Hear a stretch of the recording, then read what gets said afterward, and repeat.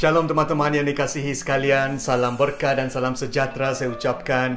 Selamat bertemu sekali lagi, semoga saudara-saudari semua sehat dan ceria di dalam Tuhan. Hari ini kita masuk ke dalam prinsip pelaburan semai tuai yang kelima, iaitu kemurahan hati ataupun generosity di dalam bahasa Inggeris. 2 Korintius 9:6-7. Ingatlah firman ini, orang yang menyemai sedikit akan menuai sedikit. Orang yang menyemai banyak akan menuai banyak. Masing-masing hendaklah memberi setulus hati. Jangan dengan rasa enggan atau terpaksa, kerana Allah mengasihi orang yang memberi dengan gembira. Teman-teman sekalian, walaupun bahagian firman Tuhan ini berbicara tentang pemberian wang, tetapi prinsip kemurahan hati ini adalah sama untuk setiap aspek kehidupan kita. Hari ini kita sama-sama akan mempelajari bagaimana kita menjadi seorang yang menyemai dengan banyak, iaitu menjadi seorang yang murah hati. Yohanes 3:16 mengatakan Allah begitu mengasihi dunia sehingga menganugerahkan anaknya yang tunggal supaya setiap orang yang percaya kepadanya tidak akan binasa melainkan mendapat hidup kekal. Bukan sahaja Allah harus membayar harga yang mahal untuk keselamatan kita, tetapi ini juga membuktikan betapa Tuhan kita adalah seorang yang murah hati. Respon kasihnya kepada kita ialah melalui kemurahan hatinya, saudara-saudari. Kita sebagai anak Tuhan adalah dipanggil untuk menjadi seperti Yesus, yaitu menjadi orang yang murah hati. Amin, teman-teman sekalian. Persoalannya, apakah karakteristik seorang yang murah hati, saudara-saudari, yang boleh kita praktikan ke dalam kehidupan kita? Yang pertama yang boleh saya cadangkan ialah orang yang murah hati memberi lebih daripada apa yang diperlukan. Wow, ini bertentangan dengan pemikiran dunia. Keluaran 36:1-7 menyatakan bahawa orang Israel pada ketika itu memberi persembahan khusus untuk pembinaan tempat suci secara sukarela. Mereka memberi kemahiran mereka, bahan-bahan pembinaan, talenta mereka, tenaga mereka dan sebagainya. Apa yang menarik di sini ialah mereka memberi lebih daripada yang diperlukan, sehingga Musa meminta supaya pemberian diberhentikan kerana pemberian sudah melimpah atas ataupun overflow. Wow, inilah kemurahan hati, memberi lebih daripada yang diminta. Yang keduanya ialah orang yang murah hati akan meresponi kepada matlamat yang lebih besar for a greater cause. Saudara-saudari, 2 Korintius bab 8 dan 9 menyatakan bahawa gereja di Korintius memberikan dengan setia kepada komuniti masyarakat yang belum pernah mereka temui. Mereka memberi dengan tulus hati kepada orang-orang di Makedonia. Orang yang murah hati tidak akan melepaskan peluang ini untuk menyemai ke dalam pekerjaan yang lebih besar di dalam Tuhan.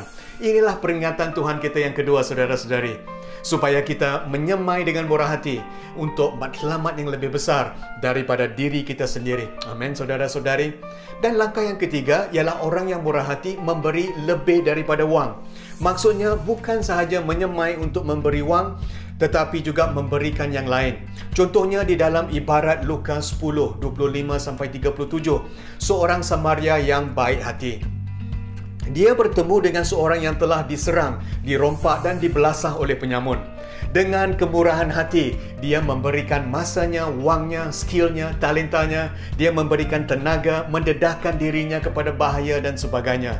Wow, inilah panggilan hidup kita, saudara-saudari. Kita memberi segala yang kita ada untuk membantu orang lain.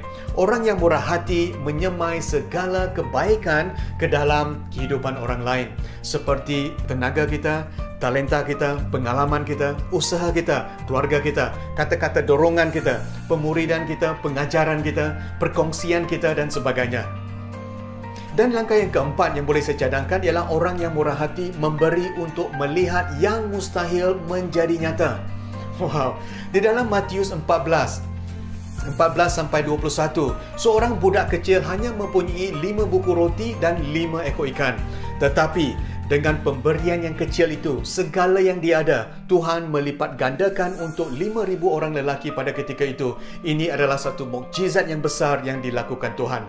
Dengar di sini, saudara-saudari, setiap pemberian, walaupun kecil, apabila jatuh ke tangan Tuhan, akan dilipat gandakan secara ilahi untuk memenuhi keperluan matlamat yang besar. Inilah yang kita katakan divine multiplication di dalam bahasa Inggeris. Setiap kali kita menyemai dengan murah hati dan dengan iman, Tuhan akan melipat gandakannya secara ilahi. Wow, inilah gambaran yang cantik saudara-saudari. Hari ini Tuhan mahu mengingatkan kita untuk menyemai dengan murah hati, walaupun kecil, tetapi Tuhan kita akan melipat gandakan pemberian tersebut. Amin, teman-teman sekalian. Yang kelima dan terakhir ialah orang yang murah hati memberi walaupun di dalam kemiskinan. Wow, ini bertentangan dengan fikiran dunia. Di dalam Lukas 21, 1-4, seorang balu yang sangat miskin memberikan 2 keping wang tembaga. Yang Yesus mengatakan bahawa balu tersebut memberikan lebih banyak daripada semua yang lain. Kerana walaupun miskin, dia memberikan seluruh nafkahnya. Inilah kemurahan hati. Kita memberi bukan dari kekayaan, tetapi kita memberi dari kemiskinan. Orang yang murah hati memberi walaupun orang lain tidak akan memberi. Amin, saudara-saudari. Jadi, teman-teman sekalian, inilah prinsip semai tuai yang kelima, yaitu kemurahan hati ataupun generosity. Hari ini Tuhan mahu mengingatkan kita untuk menyemai dengan murah hati. Dan dengan itu kita akan menuai dengan banyak sekali, sesuai dengan janji-janji dan prinsip kerajaan Allah. Amin, saudara-saudari. Mari kita berdoa. Tuhan, hari ini kami telah disemaikan dengan firman Tuhan yang begitu powerful. Biarlah kami belajar menjadi penyemai yang murah hati, supaya kami akan menyemai kebaikan sebanyak yang mungkin dengan kuasa Roh Kudus-Mu. Urapi kami Tuhan hari ini dengan kemampuan kemurahan hati, supaya kami dapat melakukan semua ini dengan kekuatan Tuhan. Kami doakan semua ini di dalam nama Yesus Kristus, Juru Selamat kehidupan kami. Amin. Amin. Amin. Terima kasih saudara-saudari. Sampai kita bertemu sekali lagi. Tuhan memberkati. Shalom.